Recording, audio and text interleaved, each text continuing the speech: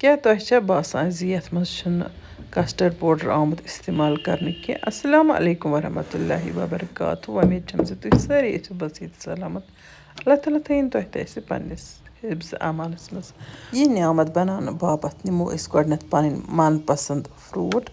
तो अम पत छलोक तो छलित कतरावोक पतमे वरी उस वारिया लट में ये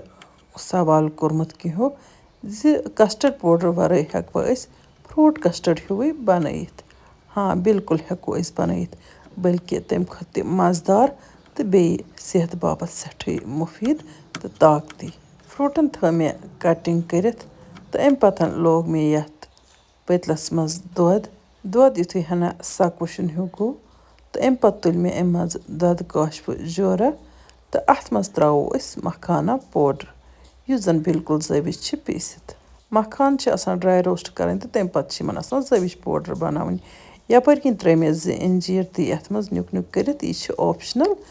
ये इंजीर तो सान सेहत बापत काफी मुफीद यपर किन छ मखाना पाउडर तो ये त्रो मे यथ ददस मज 2 चमच अमे अलाव त्रै मे अथ मिल्क पाउडर 2 चमच ये छ ऑप्शनल तिकाज आज ओस न फुल फैट मिल्क की इसलिए त्रै मे अथ मिल्क पाउडर 2 चमच ते कस्टर्ड पाउडर ऐड करने वरै तो बिल्कुल स्पेशल क्रीमी टेक्सचर इवान अमे अलाव छ कस्टर्ड पाउडर खत ज़्यादा म्यूठ तो मज़ेदार तो ताकती बनान यह हेको अस मेहमानन ब्रोह कन ते पेश करित यपर किन वुचतो तुह ये थो मे मखाना पाउडर मिक्स कर ददस साइडस कुन तो या ददस मज त्रा बह ज़ैफ़रान सत फ्लेवर अलाव अथ जरद कलर तो इवान अमे अलाव ज़ैफ़रान तो सान सेहत बापत काफ़ी मुफीद अथ तो मेडिसिनल वैल्यू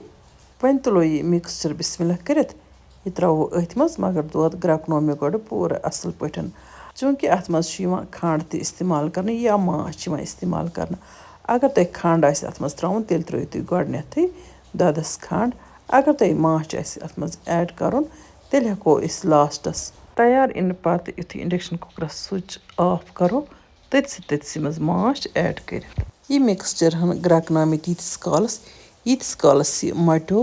अम पत कोर मे इंडक्शन कुकरस स्विच ऑफ चूंकि यह कतरु बांद वारिया ज़्यादा ततान तो अथ मज दस्ती दस्ती ठंड गसान कह बह दिम अथ खलन खलन आ गस यह माछ अथ सतन मिक्स तो बे गस यह हना ठंड अम कथ हुंद वारिया ख्याल थावन ज यह गस न अम खत ज़्यादा मटुन कहें तिकाज युथै यह ठंड गस यह बिल्कुल क्रीमी टेक्सचर गसान अथ तो यह मटान बे हना ठंड गसन पत अख मोहतरमा अस मे बार बार कमेंट लेखा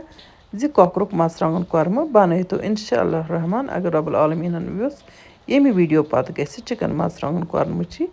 वीडियो अपलोड हना इंतजार करन तिकाज वीडियो बनानस टाइम लागनी वन थवन फिलहाल दोद साइडस तो यपर किन त्राव यम फ्रूट यथ बावली मज फ्रूटन हुंद मिकदार हेकु तुह पन्ने मिजाज मुताबिक नित तो बे हेकु तुह पन्ने मन पसंद फ्रूट अथ मज इस्तेमाल करित यपर किन गो यह मिक्सचर हना ठंड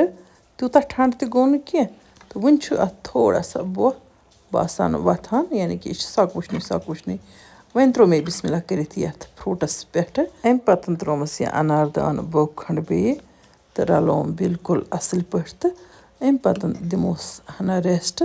तो वुचो यह कूता क्रीमी वनकन तो बासान तो ठंड गसित क्युथ क्रीमी गो यह माशाअल्लाह अख पॉइंट गए मे मशित वन ज अगर जन तुह ज़ैफ़रान आसि एवेलेबल कि या तुह ऐसो न यसान अथ मज ज़ैफ़रान त्राउन कि अख चुटकी लिदर छ त्राउन अथ ददस मज यम सात दोद लागुन ग्रकनाने बापत तो अथ मज कहीं ते फूड कलर इस्तेमाल करने जरूरत यह सान सेहत बापत काफ़ी ज़्यादा मुफीद बनान यमिस यह नियामत पसंद आसि सह हेकि रेसिपी ट्राई करित तो अमि नियामतुक हेकि लुत्फ तुलित।